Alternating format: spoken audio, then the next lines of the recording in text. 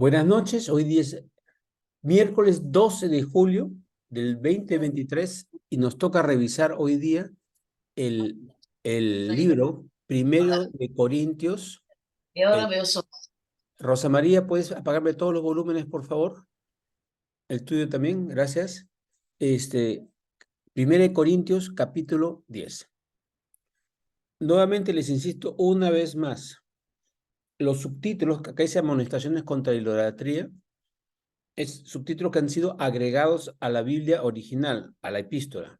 La epístola no tiene capítulos, no tiene versículos, es una carta continua. Ha sido puesto solamente para ayudarnos a encontrar ciertas referencias mucho más fácil. ¿Sí? Entonces vamos a ver ahora un par de detalles, vamos a ver cómo el versículo acaba de una forma no tan lógica, porque no hay forma de acabarlo, y vamos a darle lógica. Para darles un ejemplo de que hay que leerlo en contexto, como siempre. Ok, comenzamos. Porque no quiero, hermanos, nuevamente insisto una y otra vez, Pablo es muy claro en no ponerse por encima. Siendo apóstol, hablando que es apóstol, nos habla a todos como familia, somos familia. Él es un hermano nuestro, nosotros somos sus hermanos, todos somos hermanos entre nosotros y Jesús es nuestro hermano, ¿sí? Entonces, porque no quiero, hermanos, que ignoréis que nuestros padres, o sea, la nación judía, ojo, porque esta carta les explica, la mayor parte de los creyentes originales eran judíos que se han convertido, pero también después entraron muchos griegos que luego sobrepasaron grandemente a los que eran judíos previamente. Pero como esta es una de las cartas primeras, dice, no quiero, hermanos, que ignoréis que nuestros padres, los israelitas originales, ¿sí? Todos estuvieron bajo la nube y todos pasaron el mar. ¿Qué era la nube? Cuando comenzó la salida de Egipto, Dios puso una nube en el día para que cuando fueron al desierto los protegiera y de noche una columna de fuego para el frío. Entonces estaban protegidos de día y de noche. Entonces todos estuvieron bajo la nube. O sea, Dios los cubrió a todos, ¿ya? Y todos los hizo pasar el mar rojo, no dejó a ninguno. Y todos en Moisés fueron bautizados en la nube y en el mar. No fueron bautizados en Cristo. ¿Por qué?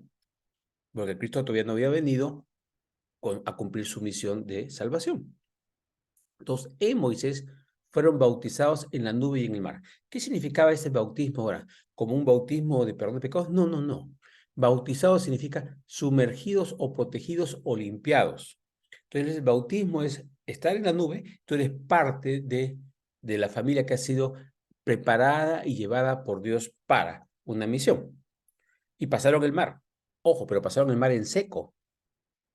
No lo pasaron mojándose.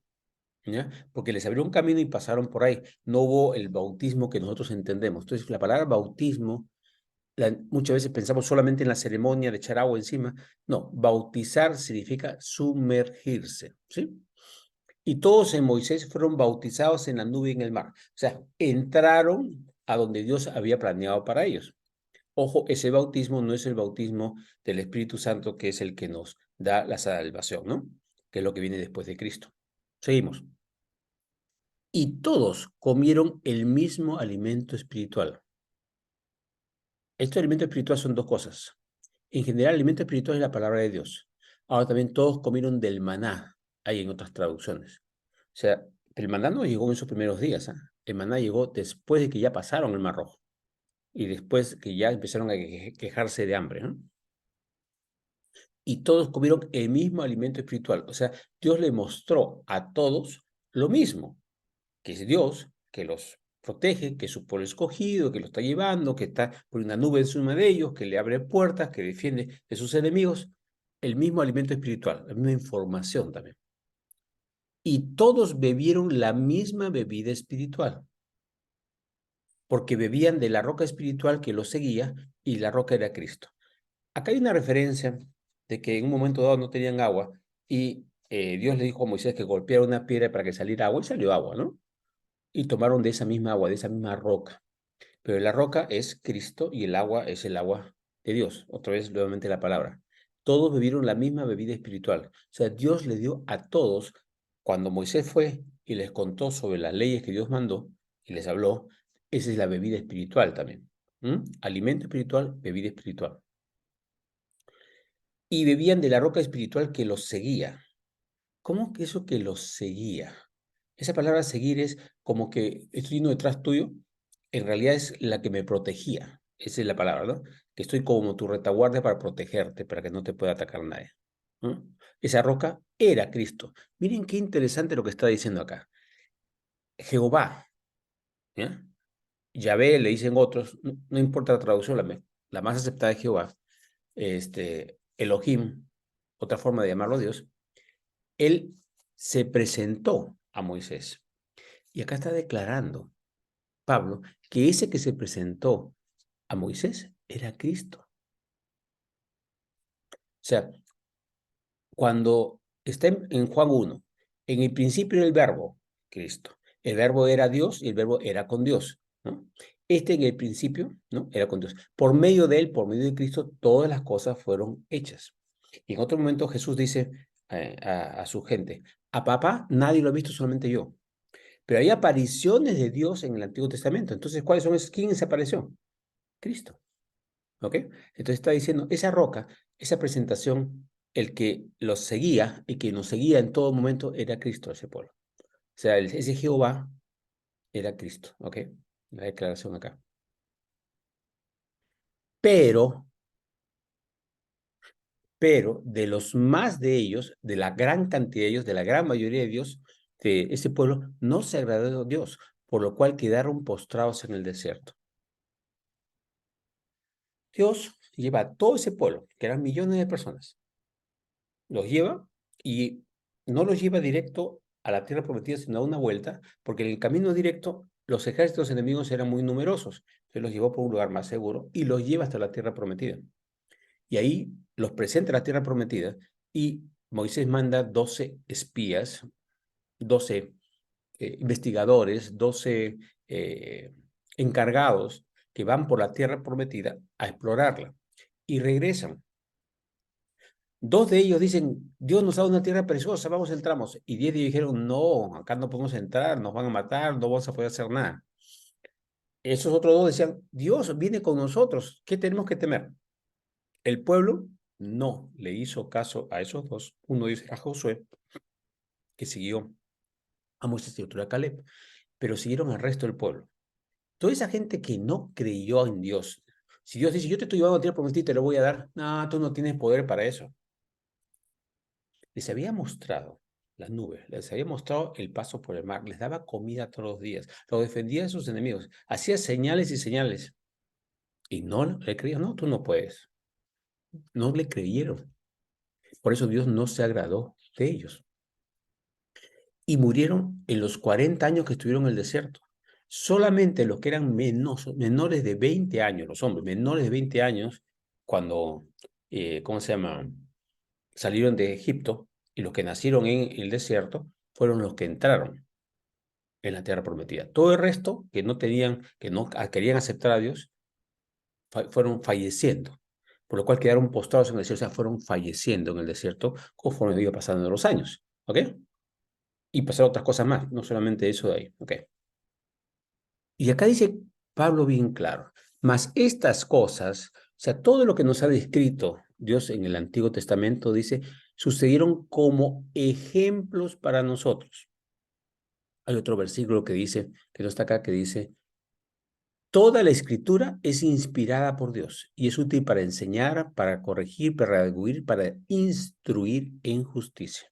Toda. ¿Qué escritura había cuando estaba hablando Pablo? El Antiguo Testamento. Entonces, como está hablando acá el Antiguo Testamento, dice, mas estas cosas sucedieron como ejemplos para nosotros. ¿Para qué? Uno, no codiciemos cosas malas como ellos codiciaron, ni seáis idólatras como algunos de ellos. En otra traducción dice como muchos de ellos. Según está escrito, se sentó el pueblo a comer y a beber y se levantó a jugar. Eso se levantó a jugar es y se levantó a jugar como niño, o sea, sin ningún criterio. A eso se refiere como niño, no como un niño sano, sino sin criterio espiritual, ni mental, ni sabiduría. Y se levantaban y hacían lo que los otros pueblos hacían. ¿Sí? Que dice, ni forniquemos como algunos de ellos. Les he enseñado que fornicar la mayor parte de ellos es sacarle la vuelta a Dios. Pero en esta palabra que se usa aquí, no es la fornicación de sacarle la vuelta a Dios, sino es cometer actos sexuales ilegítimos que estaban haciendo con otros pueblos. Se metían con las mujeres de los pueblos que iban pasando y se vendían con prostitución. Se empezaron a portar de una forma realmente inadecuada. ¿Ok? Ni forniquemos como algunos de ellos fornicaron y cayeron en un día, 23,000. Hubo una desobediencia así masiva y hubo una pérdida también ahí. O sea, cosas que fueron pasando y que tuvieron consecuencias. Ni tentemos al Señor como también algunos de ellos le tentaron y perecieron por las serpientes. En un momento dado, también en el Antiguo Testamento, habla que Dios mandó una serpiente porque el pueblo se está portando tan mal, entonces, pero al mismo tiempo hizo que fabricaran una serpiente y la pusieran en un báculo. Y dijo, si les pica la serpiente, vean a la serpiente, alcen los ojos a ellos y clamen a mí, y yo los voy a curar. Y los que obedecían se curaban, los que no obedecían morían. Entonces, el punto era, no sigan mirando a la porquería del mundo, sino miren a mí que yo estoy por encima de eso, ¿no? Y perecieron por las serpientes. Ni murmuréis. ¿Por qué Dios me hace esto? Que Dios quiero esto, que tú estás esto. Ni murmuréis como algunos de ellos murmuraron y perecieron por el destructor.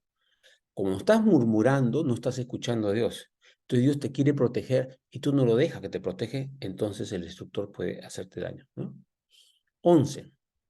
Vuelvo a repetir. Y estas cosas les acontecieron como ejemplo y están escritas para amonestarnos a nosotros. O sea, Dios pasaron esas cosas, son personales para ellos, pero también las reporta ¿para qué? Para que aprendamos de los errores ajenos.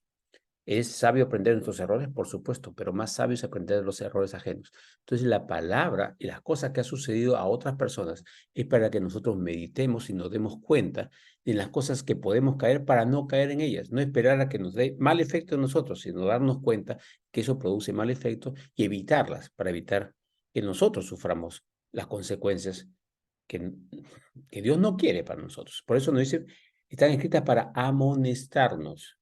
Amonestarnos significa para despertarnos, para que nos demos cuenta de qué cosa puede ser un error, para ayudarnos a despertar. ¿Ya? Amonestarnos a nosotros, a quienes han alcanzado los fines de los siglos. Todo el mundo de una forma y luego venir Cristo. El gran motivo de la creación es que la gente pudiera ir a Cristo y formar ese cuerpo de Cristo y poder comenzar algo espectacular que hemos hablado de la iglesia y dirigiendo el universo, etcétera, etcétera. Entonces, nosotros ya estamos desde hace 2000 años en los fines de los siglos. Los fines, pero los fines también, Dios habla de una cantidad de años, etcétera, que no es que se acabó en ese momento, ya iba a regresar. Los fines de los siglos, la llegada de Cristo es el final de una etapa para que comience una nueva etapa. Hasta que nosotros aceptemos realmente que eso es lo que necesitamos y queremos, nosotros no digo tú y yo, sino el mundo, entonces se procede a la venida de Cristo, que vamos a verlo, que ya lo hemos visto en otras clases. Okay. 12. Así que, el que piensa estar firme, mire que no caiga. En otras palabras, no, yo manejo las cosas. No, no, no. Nunca nos creamos fuertes en nosotros mismos. Siempre buscando a Dios en cada paso, en cada día, para apoyarnos en Él, porque no soy yo el que estoy firme. La roca está firme, yo me paro en la roca y cuando me paro en la roca, las vientos y las tempestades no me van a afectar. Eso es lo que dijo Jesús. Mire que no caiga, porque si sacamos el pie de la roca, es arena movediza. Y los vientos, tempestades, esto, y la casa caerá, dijo Jesús. Mucho cuidado, mire que no caiga. 13. No os ha venido o sobrevenido ninguna tentación que no sea humana. Nosotros tenemos tentaciones como seres humanos, y eso lo tenemos. Pero fiel es Dios, que no os dejará ser tentados más de lo que podéis resistir, sino que dará también juntamente con la tentación la salida para que podáis soportar. Amonestación, advertir, prevenir, reprender. ¿Ok? Ok. Dios dice que nos manda juntamente con la tentación, no que nos manda la tentación, sino cuando viene tentación nos manda una salida. O sea, si nosotros andamos con los ojos puestos en Dios, tratando de escucharlo, nos pone una situación como para que no caigamos en eso. Ahora, ¿le hacemos caso o no le hacemos caso? Ese es asunto nuestro. Pero si le hacemos caso, vamos a poder soportar. Y cuando decimos soportar, es no solamente a nosotros mismos, porque soportar no significa aguantar algo. Soportar es sustentar. O sea, yo soporto a alguien porque se está apoyando en mí. Yo estoy permitiendo que se apoye para mantenerlo. Eso significa soportar, por si acaso. No lo estoy aguantando, esto sí lo estoy soportando. No, lo estoy cargando, lo estoy sosteniendo, ¿ya? Para que podamos mantenernos el asunto. Entonces, nuevamente, Dios abre puertas que para que no caigamos en la tentación. El Padre Nuestro es interesante ahí cuando dice, no me dejes caer en tentación, ¿no? O sea, que ayúdanos para no caer en tentación.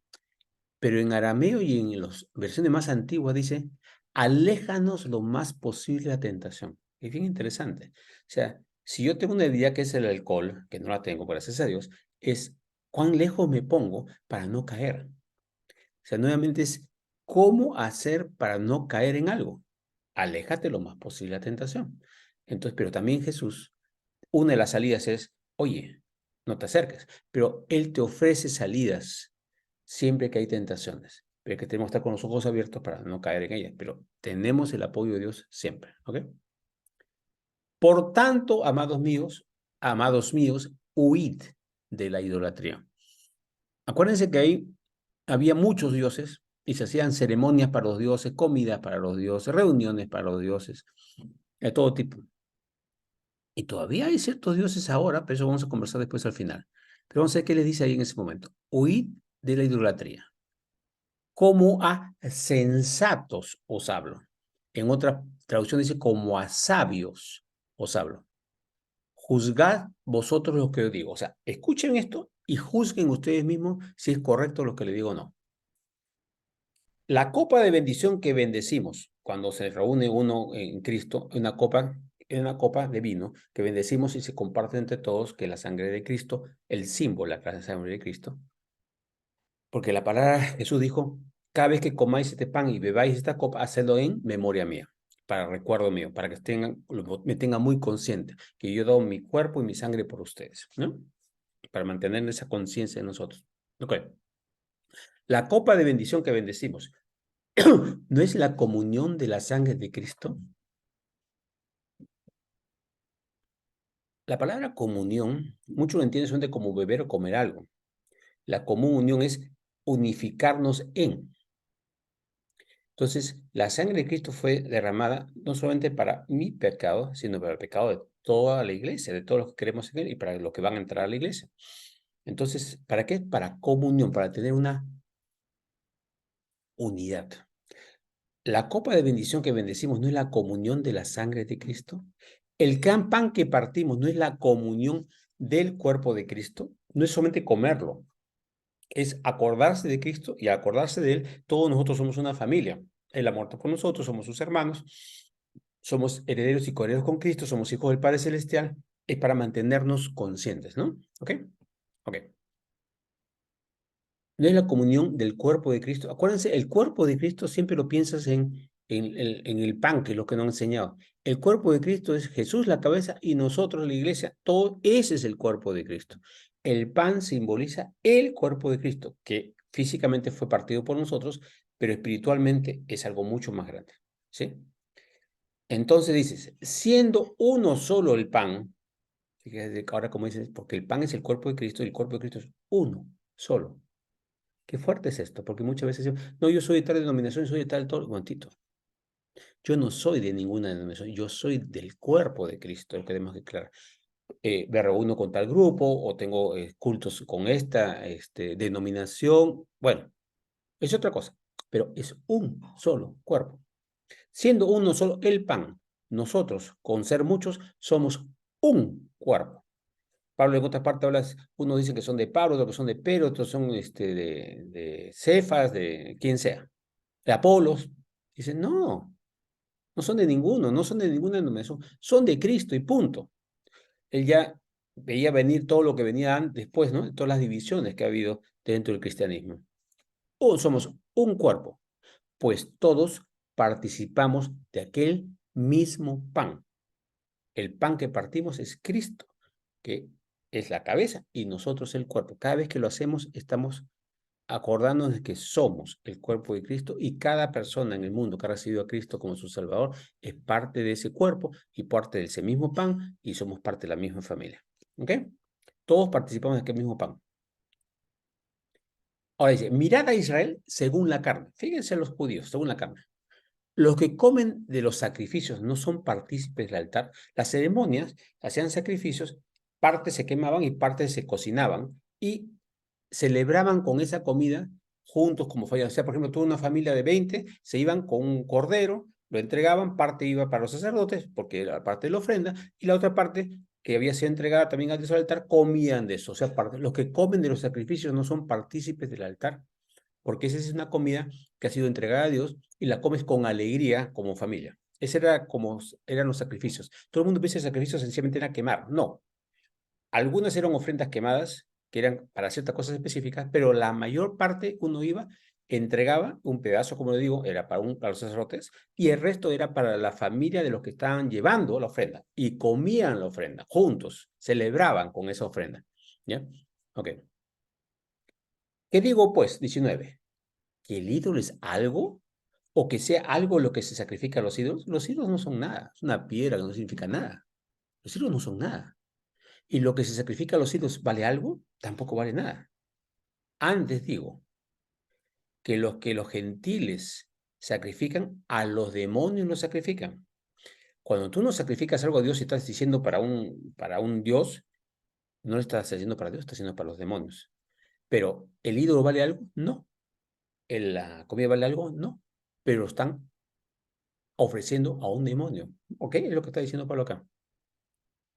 Lo sacrifican a los demonios y no a Dios. Y no quiero que os hagáis partícipes con los demonios. O sea, hay cosas que hace el mundo que pueden parecernos comunes, pero son como entregas de la persona a algo que no es Dios y que lo levantamos con Dios y que hasta parece bueno inclusive. Pero cuando algo lo levantamos como Dios, eso algo es un demonio, porque no es Dios. Si lo tenemos como Dios y lo reverenciamos, lo adoramos, lo alabamos y todas esas cosas, se convierte en un falso Dios, que no es nuestro Dios. Y si es un falso Dios, ¿qué cosa es? Es un demonio. ¿Ok? ¿Entendido eso? Y no quiero que vosotros os hagáis partícipes con los demonios. Ok, en esa época había mucho eso y las celebraciones diarias, y Pablo va a dar un ejemplo ahorita acá. No podéis beber la copa del Señor y la copa de los demonios. No es que no puedas, físicamente puedes, pero no debes hacerlo, porque si no te vas a confundir tú, vas a caer, porque tienes que tener bien claro quién es tu Dios y quién no es tu Dios, ¿ya? No podéis participar de la mesa del Señor y la mesa de los demonios. Participar significa ir a honrar algo que no es Dios o celebrar algo que no es Dios. Hay que tener mucho cuidado. No es que no podemos comer, por favor, que no podemos tomar un vino y reunirnos con amigos y familia. No, no, no estamos hablando de eso. Estamos hablando cuando eso se levanta ya como algo especial, ¿no? No podéis participar de la mesa del Señor, de la mesa de los demonios. O provocaremos a celos al Señor. ¿Somos acaso más fuertes que Él? O sea, tenemos tanto poder que hacer esas cosas no nos va a afectar para nada. Dios es el fuerte, ¿no? Ok. Ahora Pablo explica una cosa básica. Una vez que hemos recibido a Cristo y hemos sido lavados, dice, todo me es lícito cuando actúo en amor. ¿Ya? Una vez que estamos actuando en amor, todo me es lícito, porque Dios ha limpiado todo, pero no todo conviene.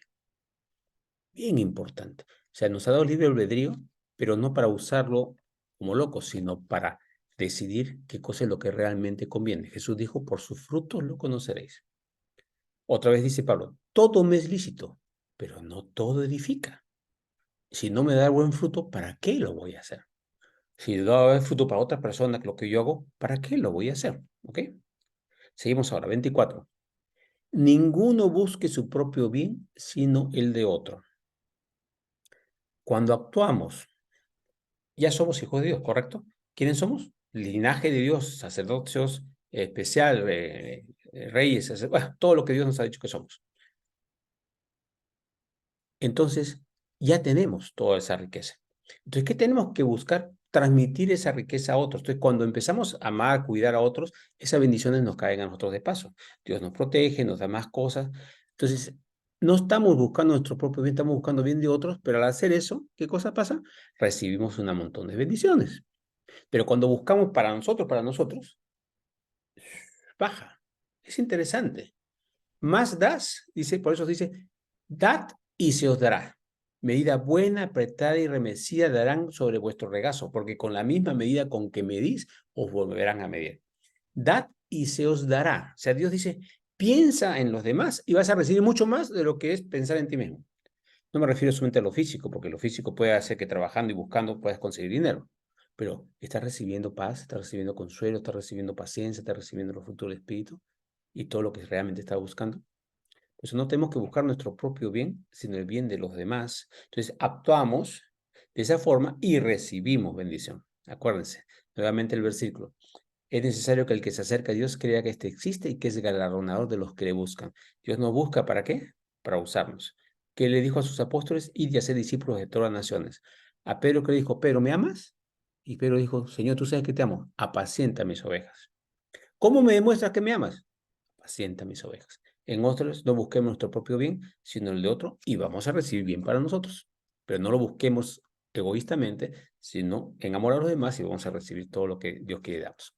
Ok, ahora, en esa época los animales se mataban, ¿no? Entonces dice, de todo lo que se vende en la carnicería, comed sin preguntar nada por motivos de conciencia. Pero como había mucha carne que se sacrificaba a ídolos, tú te mirabas la carne y si la carne está buena físicamente, la compras. Pero tú preguntas, ¿a qué Dios se la dedicaron? No. Porque si ya preguntas eso, estás alterando a las otras personas. Entonces, puedes decir, a mí me interesa tal Dios, entonces estoy empujando a tal Dios o tal diosa, lo que sea. ¿Ya? Entonces, en esa época era eso. Por eso habla de carnicería. Ahora no se sacrifican los animales pues, para los dioses, entonces no hay ese problema. Entonces, de todo lo que se vende en la carnicería, comed sin preguntar nada por motivos de conciencia. No preguntes a qué Dios va ni a quién está dedicado. Porque Dios lo ha limpiado todo. O sea, digamos una comida que una denominación X sea, la ha orado, la ha puesto mano, la ha declarado para su Dios y luego la vende. Yo no pregunto quién la produjo. ¿Es buena calidad? La compro y la como. No hay problema, porque Dios ha bendecido todo y lo ha limpiado. Pero si estoy buscando una cierta comida porque es dedicada a cierto Dios, ahí estoy haciendo muy mal. O estoy diciendo, yo solamente busco de estos y puedo darle un mal ejemplo a otra persona, pensando que yo estoy buscando al Dios y no lo que pasa, estoy buscando es una cosa sana, de buena calidad. ¿Ok? ¿Por qué dice el Señor? Porque del Señor es la tierra y su plenitud. ¿Qué está diciendo? Todo lo ha hecho Dios. O sea, nada es sucio en sí mismo. ¿Dónde está ese versículo también? Hechos 10, se le aparece un lienzo a Pedro en visión y le presentan todos los animales y dice, no digas que es sucio lo que yo ya he limpiado, que Dios había limpiado todo. ¿Ok? Estoy abreviando porque es larguito ese de Hechos 10. 27. Si algún incrédulo,